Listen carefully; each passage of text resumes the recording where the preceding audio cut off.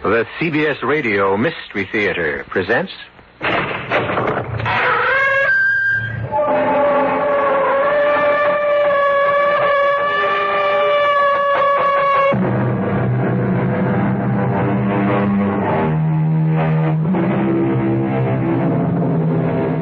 Come in. Welcome. I'm E.G. Marshall. Lord Byron, if I recall correctly, first said, "Sweet is revenge. But revenge is mine, saith the Lord," according to the Bible. The truth would seem to be that sweet indeed is revenge, while the moment lasts. But the victim of revenge will himself be avenged, one way or another, by a power not of this world. Surely the power of God. In any case, had Arno Montresor not revenged himself on Fortunato Bellini and enjoyed to the full that moment of sweetness, he would never have experienced the shock and terror that surged through him when Inspector Murdaro said, "Arno, I arrest you for the murder of Fortunato Bellini." Me? You arrest me? For murder? Playing the innocent will do you no good, Arno. I've got you dead to rights. I have found the body. Impossible. You couldn't. I mean, say you... You just slipped. How would you know it was impossible if you didn't know where the body was? But that was your second slip, Arno. A slip you wouldn't have made if you hadn't made the first. The first? Yes. You committed the perfect crime, my friend. Perfect, except for one single, simple little mistake. What mistake? What mistake?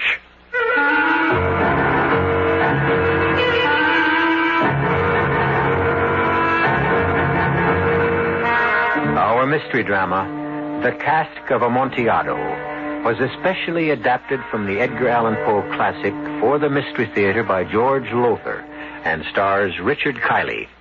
It is sponsored in part by imported Vigna Rosé wine and Buick Motor Division. I'll be back shortly with Act One.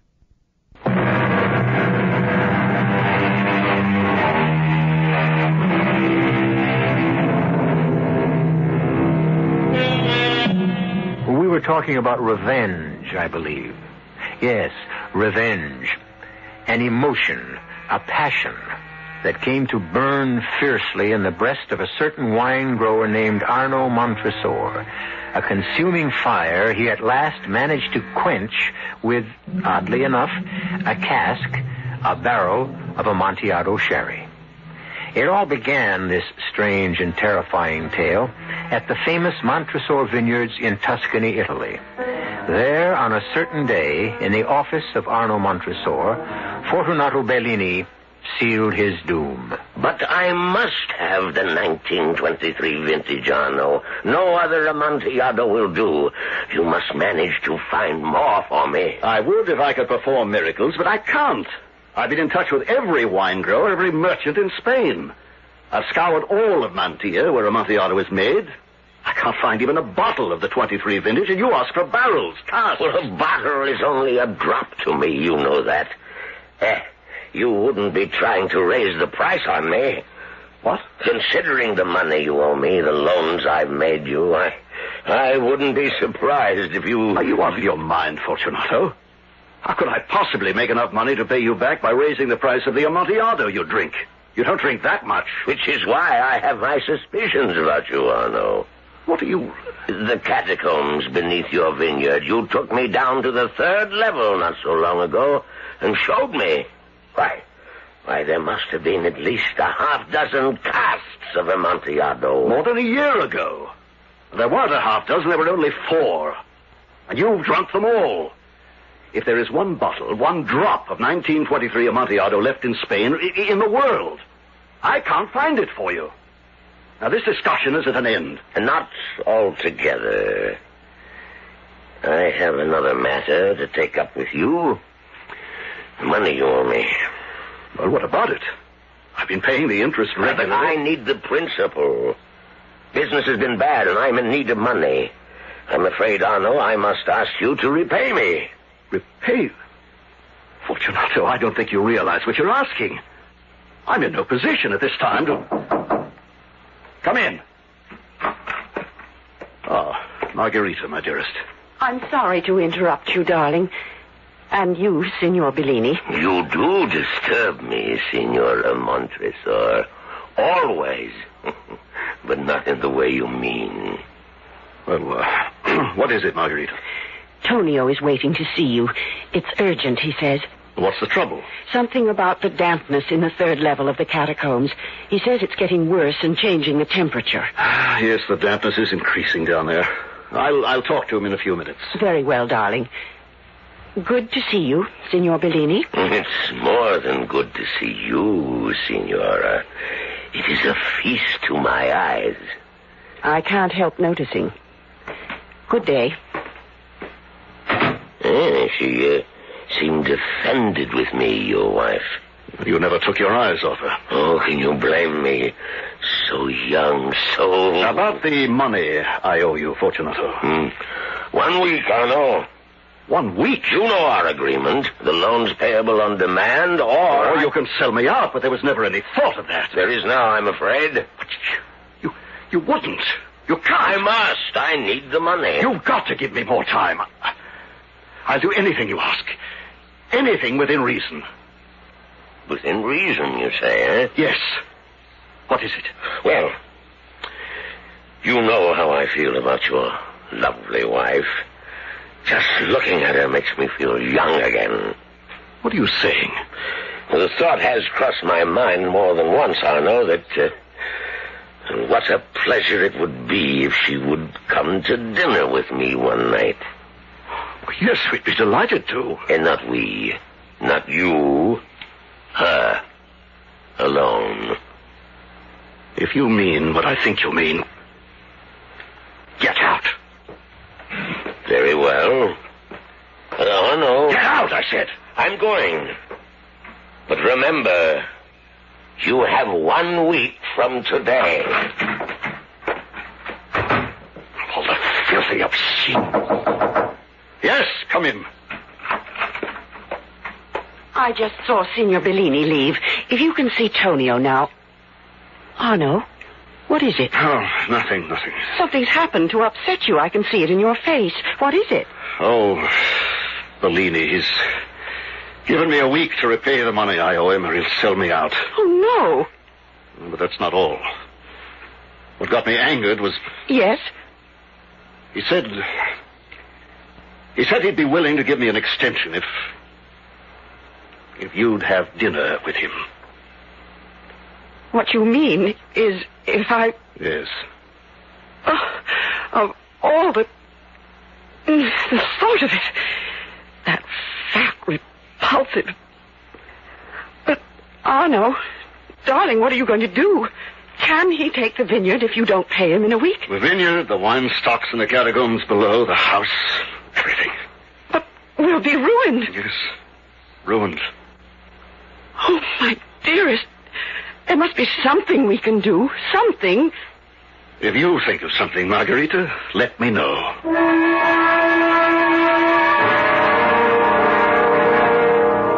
And when the maid said you were here to see me, I didn't believe it possible. What a pleasure, Signora Montresor. What a very real pleasure to discover I was wrong.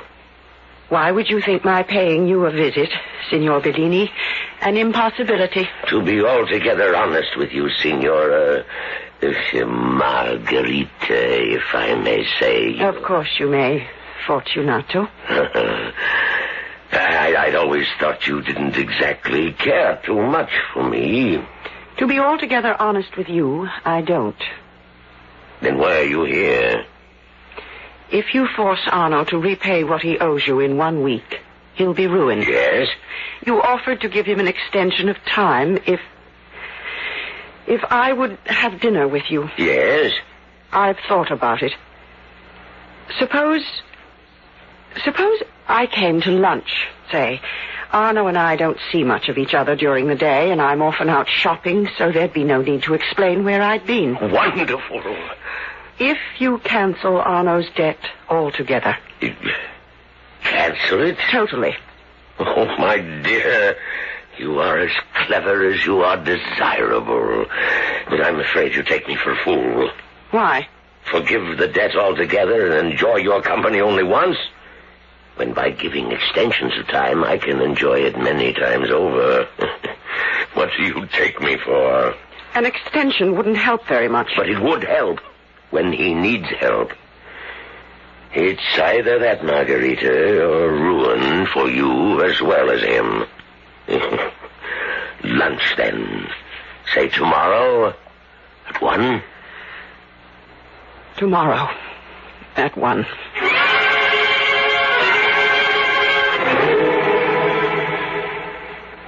I said, where have you been all afternoon? Arno, dearest, I told you. Shopping. What did you buy? Nothing. I couldn't find what I wanted. A bag, a new bag to go with those shoes I bought last week, and I thought I might find a hat to go with... You were with Bellini. Isabella told me.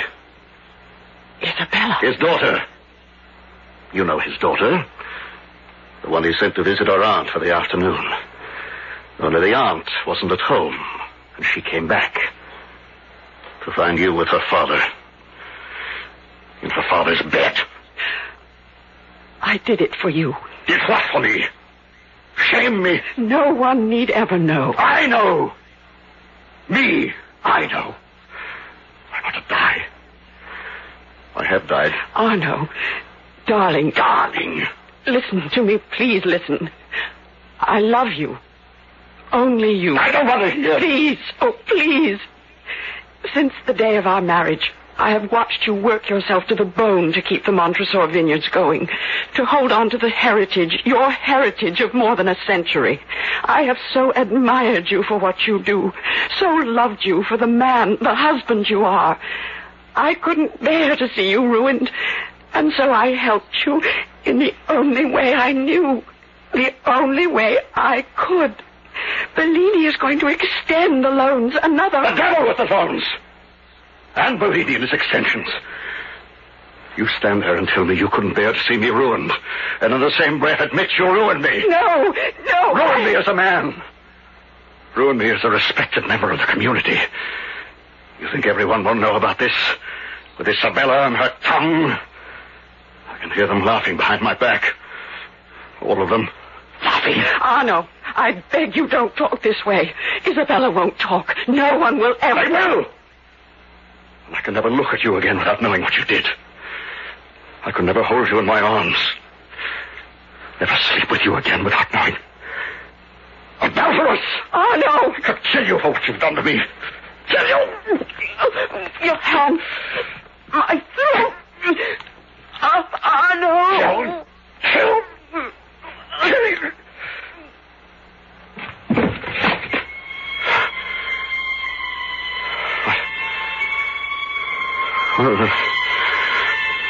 Margarita.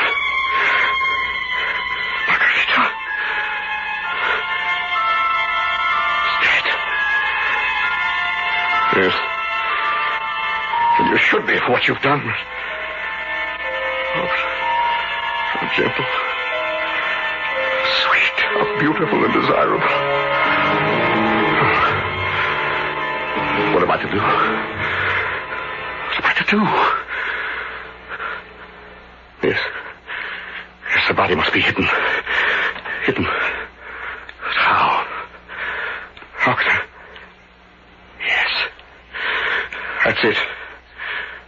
The catacombs.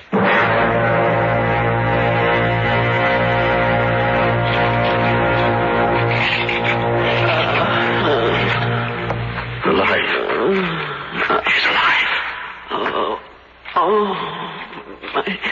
My throat. Just work fast. Fast. Arno, what? I can see only your head and shoulders. Where am I? Does it matter where you are? What are you doing? Walling you up. walling me. You know the catacombs as well as I do. The outer walls have caved in places. There are openings that can be walled up. No one the wiser to what lies behind them. Oh, no. Arno, no. Another stone. 2 more. Only 2 more. I love you. I did what I did because I love you. And I love you. Then why are you doing this? Pull the stones away. Tear them down. No, I cannot. I will not. You are mine. But you became his. You loved me. And you loved him. No. Gave yourself to him. For your sake. You didn't want him. How can you say? Because it could be true. How do I know it isn't? How will I ever know? Oh, my God. I can't believe that. Well, I just said I don't believe. But my mind is stained with the thought. My heart is shattered by it. You must die. My darling, you must. If killing me, revenging yourself on me, will help you, Arno, put in the last stone. There is nothing left for me now. Nothing of me but my love for you. Stone. Put it in place. Yes.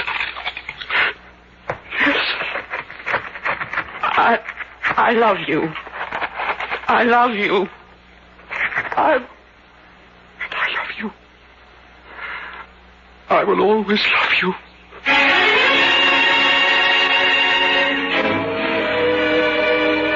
His heart, his soul smashed to bits, Arno Montresor sends his wife to her death, walling her up on the first and uppermost level of the catacombs. Oscar Wilde, our old friend, said, "Each man kills the thing he loves." All my life, I've never been able to understand what he meant by that. Perhaps I do now. Perhaps you do too. I'll return shortly for Act 2.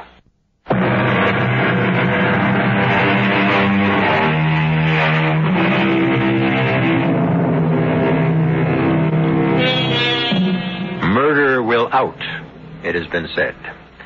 And yet it's hard to see how the murder of Margarita Montresor by her husband Arno will ever be discovered. For he has carefully walled her up on the top level of the catacombs beneath his vineyard.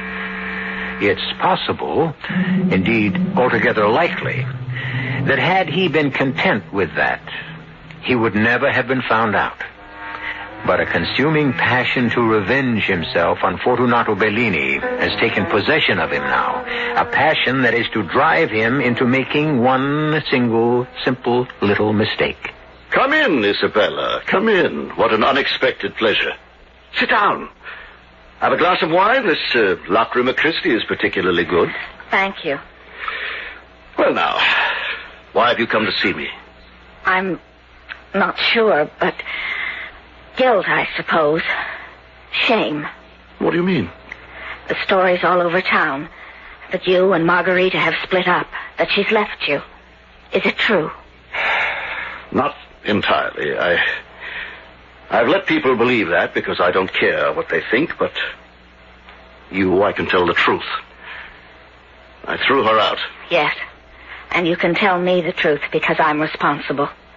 I'm the one who came running to tell you about her being with my father. Is that why you feel guilty? Ashamed? If I had minded my own business, none of this would have happened. You and Margarita would still be happily together. A false happiness built on unfaithfulness. Perhaps, but I had no right to do what I did. It was just that I was so surprised, so shocked at finding her with my father together. I lost my head. I must apologize, beg forgiveness. I don't know where Margarita is, and I don't want to know. Have you told your father about finding him and Margarita together? No, I wouldn't dare. I think he would kill me, and you must never tell him either. Don't worry. I don't intend to. Oh, another glass? Thank you, no. I'll go now. Well, let me see you to the door. Carnival week begins tonight. I suppose you're looking forward to it. You know better than that, Signor Montresor. I know. Everyone knows that I never go to the carnival. Oh, why not? Come on now. You know. I can never find anyone to take me, that's why. There isn't a boy in town who'd want to be seen with anyone as plain and unattractive as me. Plain? Unattractive? Oh. Well, you shock me. I've always thought of you as, well, anything but unattractive. Oh, come on now. Oh, I mean it. Well, don't misunderstand me. I mean, well, I'm almost old enough to be your father, and I wouldn't want you to think... Well, what I'm saying is, if you'd be willing to go to the carnival tonight with me... You? So why not? I'm alone, you're alone. We could at least be alone together. Yes, and you'd have the fun of going to the carnival at last. Oh, I don't know. I do. I'll call for you at 10. I won't take no for an answer. Oh, Signor Montres. And another thing. Call me Arno. See you at 10? Yes. I'll be looking forward to it. Oh, and so will I. So will I. Arno.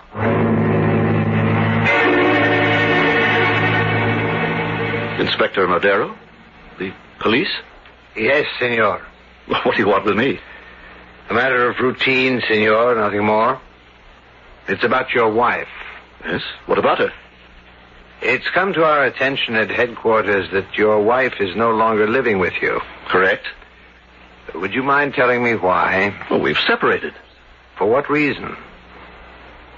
If you'd rather not tell... No, I'm happy to tell. We simply couldn't get along anymore. We were incompatible. Constant quarreling. It became too much, so we decided to split up. And she went elsewhere? Yes. Where? I don't know. You don't? No, I don't. To tell you the truth, I don't care. You have no idea where she might have gone?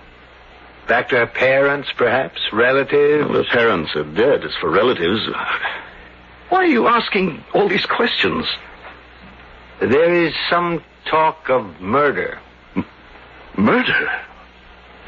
Oh, no, you mean she's met with foul play, been murdered? No. The talk about town is that... You know how gossip spreads, senor. And of course there's nothing to this. Still and all, the police must check it out. The talk is that you murdered her. I? It is silly, of course. It's ridiculous. Utterly and completely ridiculous. Well, now, if you'll excuse me, Inspector, I have much to do. The relatives... The what? Your wife, you said she has relatives. Oh, yes. A sister in Rome and another in Florence. I'd appreciate it if you'd give me their names and addresses. Well, certainly. Only... Well, if you ask me, Inspector Madero, the police are making a mountain out of a molehill. A matter of routine, senor. Routine. Nothing more.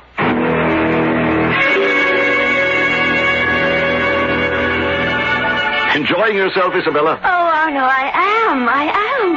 You have no idea. Thank you for bringing me. It's so wonderful. There must be thousands and thousands of lights, all kinds of colors, and the music and the people in costume and fireworks. Arno, the fireworks have started. Let's get closer. Well, if we can, but pushing through this crowd is going to be... Hey, what? Come on, Chester, stop blocking my way. Why, Arno, it's me, Fortunato. Father, I didn't know you were dressing up as a court jester. Yes. How are you, Arno? Well enough, Fortunato, and you? Well, fine, except, I've been a little troubled, a little puzzled not hearing from you, especially after I gave you a 3-month extension on the loan. Well, I've been very busy, Fortunato. Very busy. Harvest time, you know. I just haven't had a moment to myself. Yes, but still and all. Well, never mind. This is a night for fun and pleasure, which reminds me, have you managed to find some 23 Amontillado for me?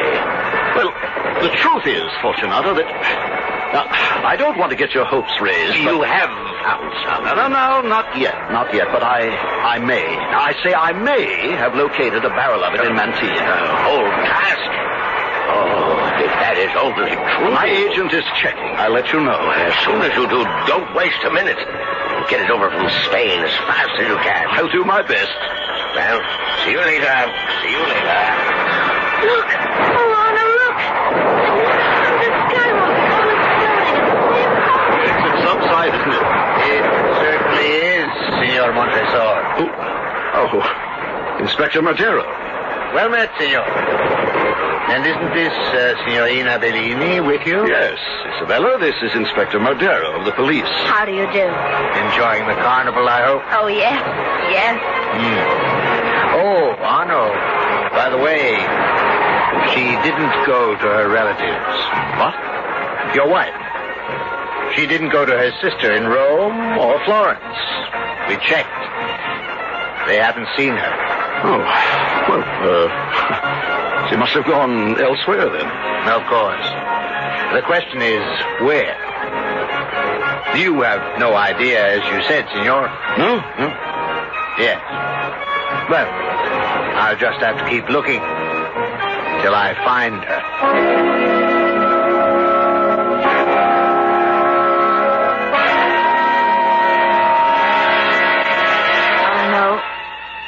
Arno, take me home now. I shouldn't have come to your house in the first place. Oh, just another glass of wine, Isabella. No. I can't seem to get up from the chair. What's happened to me? I've drugged you, that's what's happened. Drugged me? To make killing you, murdering you, easier. Murder? You stupid, ugly little fool. You really believed me when I said I found you not unattractive. That I'd be delighted to escort you to the carnival. What? Arno, what are you saying? I'm saying that I'm going to do the same with you that I did with Margarita. Wall you up in the catacombs below. You killed her? Then walled her up? Oh, no. Oh, she was alive when I did it. At least she was when I put the last stone in place. But she didn't last long after that, I'm sure. It couldn't have been more than an hour or so before she suffocated to death. Suffocate? I've got to get out of here. I can't move. No, you can't, so you might as well stop trying. You haven't a chance, Isabella. Not a chance. Why are you doing this to me? Revenge. Revenge for what your father did to me. Revenge for what Margarita did to me. Revenge for what you did to me. I? You're right, you see. If you hadn't come running to me, falling over yourself to tell me what you'd seen, I'd never have known Margarita. My beloved Margarita. I'd never have known she'd been unfaithful. But you had to tell me. You and your wagging, gossiping tongue. I didn't think. I'll pick you up in my arms. No. And carry you down to the catacombs. To the second level below. No. And wall you up as I walled up Margarita. Please. Think what it would be like. As slowly one stone after another goes into place. A growing coffin lid for a stone coffin. Think of the agony that lies ahead when the last stone is placed and mortared in tight. Tight. And the air is cut off. And slowly, in agony and horror, you suffocate. Smother to death. Tell me now, little gossip. What have you to say to that? Nothing? I'm holding you in my arms, looking into your eyes. Eyes filled with fright, with terror. You have nothing to say. Oh, you must have something. Surely there's some word you can speak, some sound you can make. That's it again.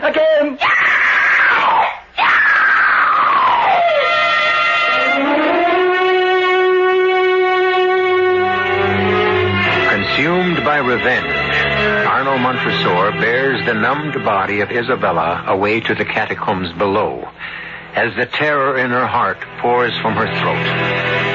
And if I'm not mistaken, Fortunato Bellini will be next in line for Arno's vengeance. We'll see when I return shortly for Act 3.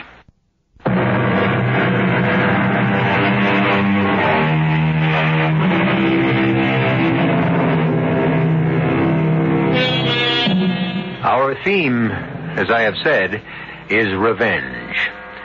But in the Cask of Amontillado, we are also dealing with the perfect crime.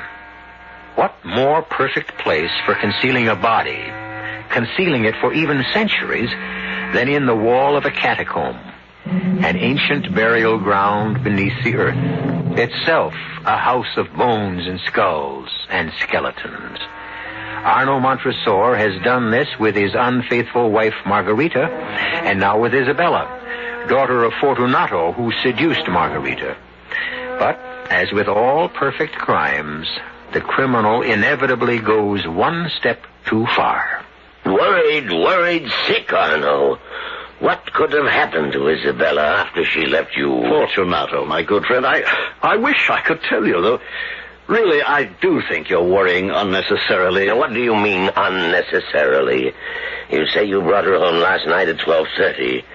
But when I returned from the carnival at 3 this morning, she was not in the house. And here it is 2 in the afternoon the next day. Where is she? You ask me, she may have met with some friends and stayed with them. No, I don't think so. It isn't like her, not like her at all. I must go to the police. I should have gone to them before this. Oh, wait a little while yet. She'll show up. And by the way, I think I may have a surprise for you tonight. A pleasant surprise. What do you mean? You'll see. The Amontillado. You have found me some Amontillado. Oh, I didn't say that. That's what you mean. Where did you find it? How much of it? Oh, now. You're running ahead of yourself and me. I said nothing about finding any Amontillado. If you knew how much it means to me, the craving I have for that 1923 vintage. I know. And believe me, when I tell you I've moved heaven and earth to find some for you. And you have. I didn't say that. And I'm not going to say another word until I'm sure I have the surprise for you. And when will that be? Perhaps tonight. Perhaps tomorrow. Perhaps never. I'll send a message to you.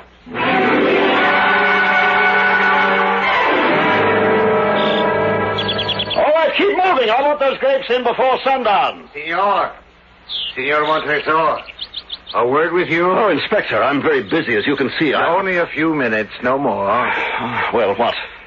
Signor Bellini, you know him, I think? Yes, we're very old friends. He has reported his daughter missing, Isabella. You took her to the carnival last night, is that right? Yes, that's right. Why? I felt sorry for her. I began to learn what it's like to be lonely, and I've just felt sorry for her. A girl her age should have some fun out of life. Lord knows there's little enough. True.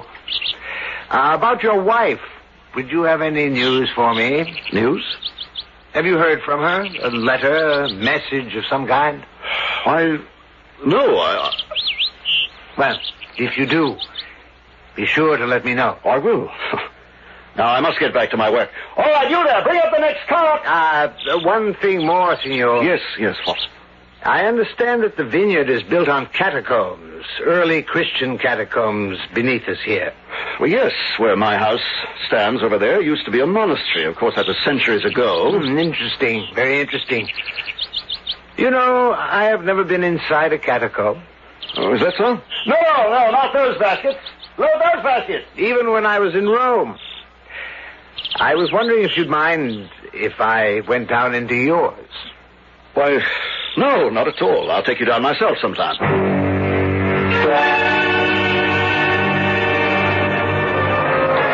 Excuse me, senor. Excuse me. I'm wondering if you might have seen a girl. She's 18. Her name is Isabella Bellini, and excuse me, signorina. Excuse me. Do you happen to know Isabella? Fortunato, I've been looking all over for you. Oh, she hasn't come home. No one has seen her. Everyone I've asked is... What are you talking about? Isabella. Would I be out here on the second night of Carnival if I hadn't... Didn't you get my message? What message? I found her. What? I had to come into town late this afternoon to pick up the Cask of Amontillado. Amontillado? A cask of Amontillado? Yes, that's the surprise. My agent at Montilla several weeks ago, he found a whole cask. No. 1923 vintage. Oh. Anyway, it arrived today, and when I came into town to get it, I ran into Isabella. Cask, a whole cask. I took her to my house. Dead on her feet from lack of sleep, and my house was the closest, so... Then she's safe. Good. But the wine... At my place, too, of course. Come on along. What a lucky night for you, my friend. You found your daughter and your favorite wine.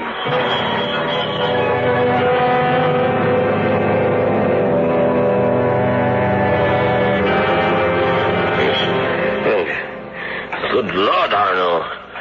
How far down into your infernal catacombs must we go? To the third level. The lowest. This is the second. One more. Why did you have to... Careful. Parts of the walls have broken down. Take care not to trip on broken stones. And now that I've turned my ankle, you tell me. Now, why did you have to bring the cask, a whole cask, down to the lowest level? The dampness. Very damp. Dampest part of the catacombs. See, the walls here are sweating with condensation. Yes, but why did you have to bring... I'm afraid all you know about wine, Fortunato, is how to drink it. When a place is damp, it's cool. The damper, the cooler. And casks of wine must be stored in... Oh, here we are. Precede me, Earl. Yeah. Hold the torch high to give light ahead. Of all places to store wine, bones, skulls, skeletons. More a grave than a wine cellar. A grave? Yes. The grave of people buried here centuries ago. And now... Your grave, fool.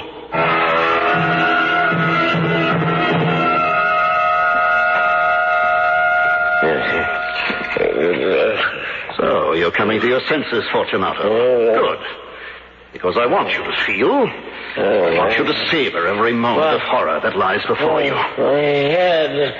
Oh, no. What's happened? I knocked you out. Picked up a rock and knocked you out with it. But why? What's this? My arms, my legs, I can't move them. Because you're manacled to bolts in the wall. What are you doing to me? Walling you up, my friend, as I walled up Margarita, walled up Isabella, so you can die in agony and horror. Die of suffocation as they did. Oh, no, let me go. Release me, I beg you. You can beg till your tongue rots in your mouth. It'll do you no good. Anything. I'll do anything you wish. I'll give you anything you wish. You're doing that already, giving me exactly what I wish. Revenge, Fortunato. Revenge. That's it, fool. Fight to free yourself while I put another stone in place.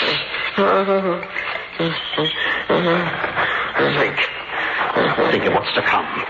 When the last stone, this one, goes in place.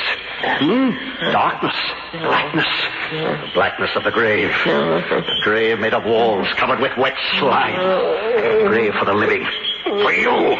You die slowly. Slowly die of suffocation. No. Last stone. See, fool? See? Watch now as I put it in place. Watch.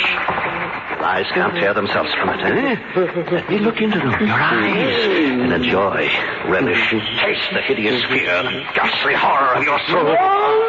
Into place it goes. Into place. Last stone. Now.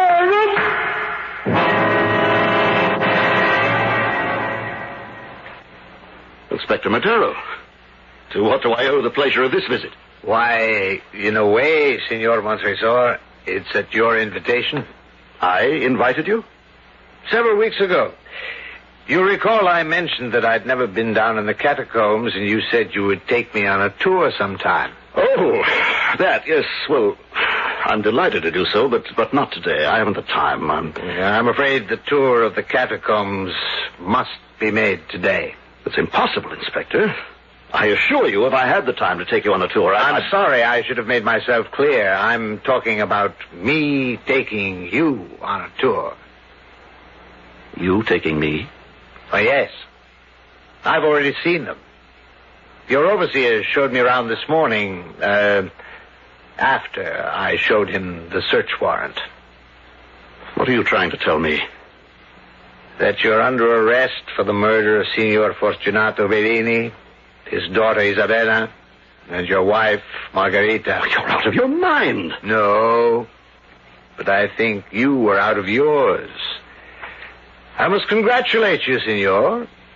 You came close, very close, to committing the perfect crime. But you overlooked one single factor, one very small thing. What? We'll go down, and I'll show you.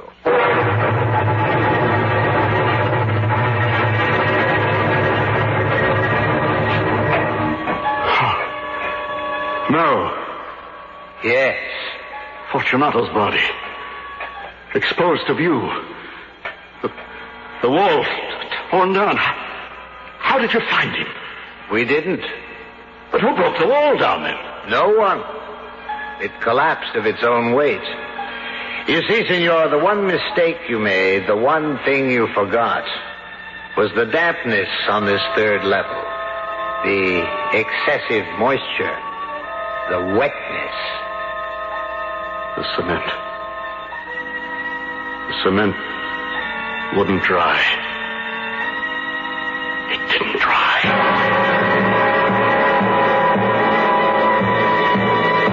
So, as always with a perfect crime, there is some slight imperfection.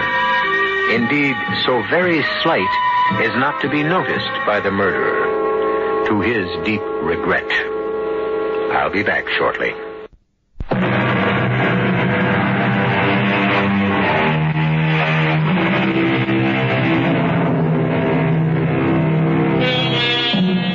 During the rehearsal of our adaptation of the Cask of Amontillado, a friend of mine visiting the studio said, "You know, E.G., this isn't the Poe story exactly as he wrote it." I agreed that it wasn't and explained that there's such a vast difference between story writing and playwriting that no adaptation can follow any story exactly. However, I also explained that our respect and admiration for Edgar Allan Poe impelled us to retain all of the original story where possible, and, above all, its chilling horror. We have reason to think Mr. Poe is pleased, and that you are too. Our cast included Richard Kiley, Francis Sternhagen, Roberta Maxwell, Leon Janney, and Robert Dryden. The entire production was under the direction of Hyman Brown. And now, a preview of our next tale. Well, this may give you a lift. The morning paper, page 1. Shooting victim succumbs. Joseph Wilson, age 37, died at Mercy Hospital last night as the result of a mysterious bullet wound inflicted while he was driving along the old high road. Wilson, a plumber by trade, leaves a wife, Helen, and 2 children, ages 8 and 3. Let me see that. Well, you have the right. Not many men get to see their own obituaries. Sure gives a man a funny feeling. I'll bet. The victim's widow said he will be buried in Clendon Cemetery. That policeman sure did it up thoroughly, didn't he? Well, they could scarcely release a story that you died without being nice enough to bury you. Radio Mystery Theater was sponsored in part by Sign-Off, the sinus medicines. This is E.G. Marshall inviting you to return to our Mystery Theater for another adventure in the macabre.